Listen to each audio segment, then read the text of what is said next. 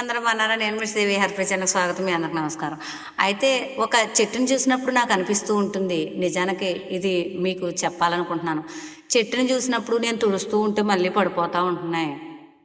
దేవుడు ఆ చెట్టుని ఈ లోకంలో సృష్టించింది నిజానికి మనకు చెప్పడానికి, మనకు నేర్పడానికి. ఎందుకంటే ఆకులు రాలిపోతూ ఉంటాయి. ఈ చెట్టే ఈశ్వరుడు.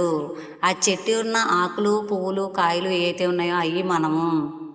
ఎందుకంటే ముందు ఆకులు ముందు రాలిపోతూ ఉంటాయి, వెనకాల ఆకులు వెనకాల రాలిపోతూ ఉంటాయి. రాలిపోతాం అయితే తచ్చు. పాత ఆకులు అన్నీ పండిపోతాయి, రాలిపోతాయి, పడిపోతాయి, కొత్త చిగుళ్ళు వస్తూ ఉంటాయి.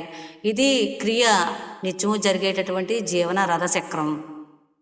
ఈ యొక్క ప్రాణచక్రం ఏదైతే తిరుగుతుందో అది చెట్టు రూపంలో ఈశ్వరుడు చూపెడుతున్నాడు.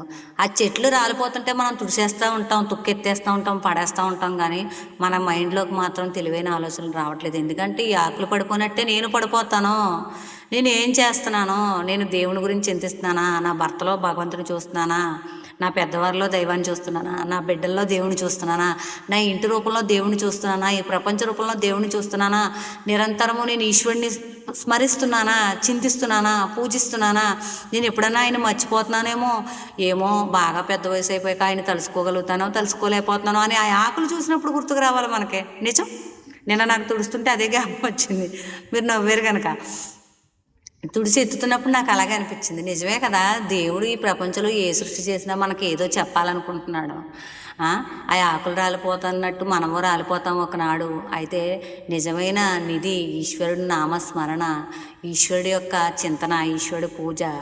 మనం చక్కటి ధైర్యం, సాహసం, ధర్మం ఇలాంటివన్నీ కూడా మనం చేస్తూ మన పిల్లలకు వారసత్వంగా ఇవ్వాలి. మన పిల్లలకు చెప్పాలి సృష్టి క్రమం గురించి. అన్నీ అశాశ్వతమే. కనపడుతున్న జాయితే గచ్చితే జగత్, ఇదంతా కూడా కనపడుతున్న ప్రపంచం మాయా, మాధవుడు సత్యం అని చెప్పని పిల్లలకి చెప్పండి. నేను చెప్తాను. ఈ కాన్సెప్ట్ నచ్చితే ఛానల్ లైక్ చేయండి, షేర్ చేయండి. బాయ్.